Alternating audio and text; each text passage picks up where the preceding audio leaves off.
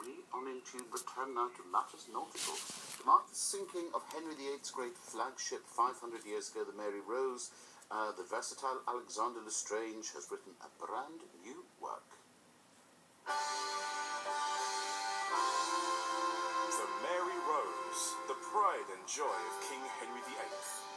Launched in 1511, this impressive warship fought furiously against the French for more than 30 years. But just as her sister ship, the Peter Pomegranate, was forgotten, would we have heard of the Mary Rose today were it not for the tragic events of July the 19th, 1545? Well, those tragic events are now at least celebrated in music. Ahoy, sing for the Mary Rose.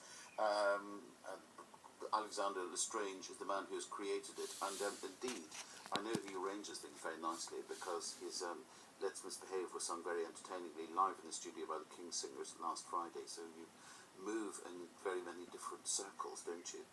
Indeed, it's one of the things I've always loved is writing for amateurs, children's choirs, groups like the King's Singers and the Swingle Singers. I think I've got the best job in the world. Yeah, well, tell us about this, because you're faultless. You never appear with children and animals, and certainly in your Ahoy, sing for the Mary Rose, you've got a raft of children, haven't you? Raft's a good word, yes. On Monday in the Portsmouth Guildhall, we're going to have about 400 children on stage and a huge adult choir. And we've got local primary schools. What I did in my African piece, Zimbe, was to try and link choral societies, because there are hundreds of choral societies in this country, and they're brilliant, doing sterling work, but they often struggle to get an audience beyond their kind of core, husbands and daughters and uncles and aunts. And I thought, why not combine local primary schools with adult community choirs and choral societies? So I did that in Zimbe 4 years ago, and that's taken off all around the world now. We've had over 100 performances, which is great. And all the people I knew who performed in that really were longing to perform in this new piece, weren't they? Absolutely. And lots of people said, hey, we love what you've done for African gospel music, Alexander, but what can you do for British music, something from our heritage? So when I got the call from Portsmouth Grammar School and the Portsmouth festivities and the Mary Rose Museum, saying, what about something to celebrate the fact that the new Mary Rose Museum is open? You can now walk in to half of the Mary Rose ship. You can touch things, you can interact with things, you can see all the lovely artefacts. And in fact, we know a great deal, therefore, about sort of life on the Tudor waves, because, and we wouldn't have known probably unless the Mary Rose had so tragically sunk. Exactly, because of all those artefacts, things like the knit combs and the shoes and the musical instruments. We've got the earliest ever... Do you have knit combs in your score? Yes, a musical knit comb, that would be good, wouldn't it? But what I have done is I've taken music from that period. I've always loved Tudor music, but I thought, why not introduce children to the classics? Greensleeves, Pastime with Good Company, those kind of things, but combine them with sea shanties and folk songs about the sea and original music. I've set Shakespeare's Full Fathom Five, for example, and I've turned it into a 40-minute kind of community choral work. So we've got Unison primary school children, in this case taken from local Portsmouth primary schools, including the Mary Rose Special Needs School. We've got teenagers from Portsmouth Grammar School, and then an adult choral society from Portsmouth, and they all come together and basically celebrate the life and the fall, I suppose, what do you call it, rise and the fall, the sinking and the resurrection of the Mary Rose. Well, I mean, are you choreographing this, or is it simply a concert? It's going to be a choral extravaganza. On the stage is going to be full. We've got my band as well, with fiddle, accordion, piano, bass and drums. All these children, as I say, hundreds of them, and a huge choir. And we've got Hugh Dennis, actually, the comedian who's narrating and presenting, from start of the week and off the week, rather. That's the wrong end of the week. Yes, as long as you tell him to keep his face turned away from the inside of his cheek, he's sure he'll make some sort of caustic comments. No, that's great. I mean, this sounds like great fun, and does that mean you've got to think very seriously about mixed abilities when you're writing?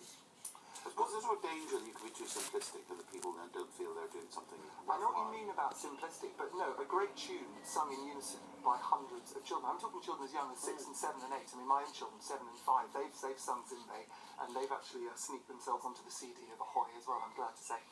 And I think it's crucial to give children of that age, particularly year 3 and 4 at primary school, they've got such potential, they can really sing beautifully and they're so enthusiastic. So actually, for them to sing, what shall we do with a drunken sailor, or shave his belly with a rusty razor, but to have a choral society behind them, singing with them, interacting, calling response, harmonies, I don't think it's simplistic, and I think it's really exciting. That's great. Are we getting enough of this in schools? I mean, looking around, you've tapped, obviously, a lot of enthusiasm.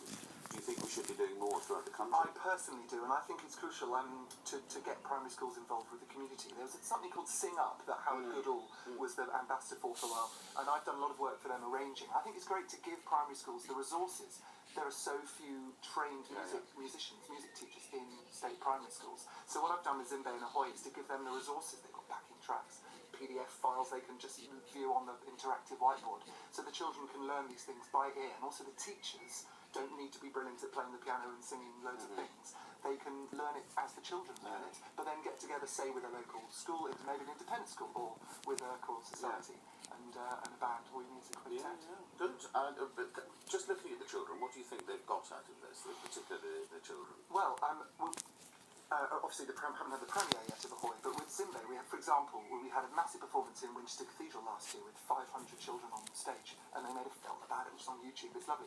And I spoke to a lot of the children, and they were just blown away by the scale of it, the building. I mean, we're going to be in a huge building in Portsmouth next month, the Portsmouth Guildhall. But Winchester Cathedral, hundreds and hundreds of children, and the sound of a professional band playing with jazz musicians in it, top guys, and also just great tunes. These children will always know Pastime with Good Company, and What Should We Do with a Drunken Sailor, and Green Sleeves, and many others. The Water is Wide, and all these lovely folk songs. Okay, more of this, please. We're going to appoint you a roving ambassador. You may move on from Portsmouth after you've done this, Alexander. Well, we've got a lot of them here from Portsmouth Grammar School, from the Castle Primary School, St Jude, St George's, Wrights Hill Prep. We've got the Call Me Al Quintet. That's my guys, That's your guys. And the Ahoy Singers. And Sam's Gone Away, so this one everybody will know as well. Well, it's a great old sea shanty. I was doing some research on YouTube, and I found this tattooed man from Canada. He looked like a sailor or a salty sea dog of some sort, Sean. And he basically recorded all of these sea shanties that were written down by Stan Hugill in the 1950s, some of which dated back to the 19th century and beyond. And this song, Sam's Gone Away Aboard a Man of War, was one of the ones that just struck me, and I thought this should be the opening number in Ahoy. So I've changed it to Sam's Gone Away Aboard the Mary Rose.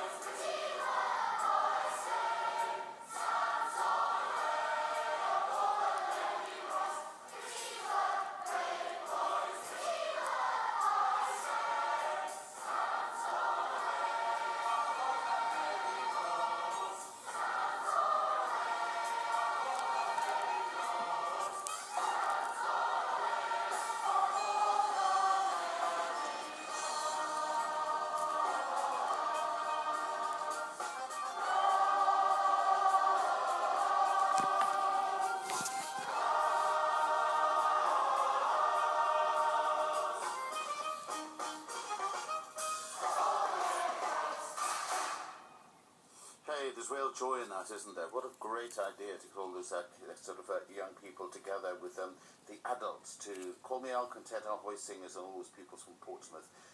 Alexander L'Estrange's Ahoy sing for the Mary Rose, and the whole thing. The world premiere, the 40-minute work, is on Monday, 24th of June, Portsmouth Community Choir, Festival Choir and the Children, narrated by Hugh Dennis as part of Portsmouth festivities. And the Mary Rose, Henry VIII's flagship, restored, is now open for perusal. And Alexander's wife, Joanna Forbes L'Estrange, kept them all together in that recording, for which many thanks. It's 28 minutes past 5 o'clock.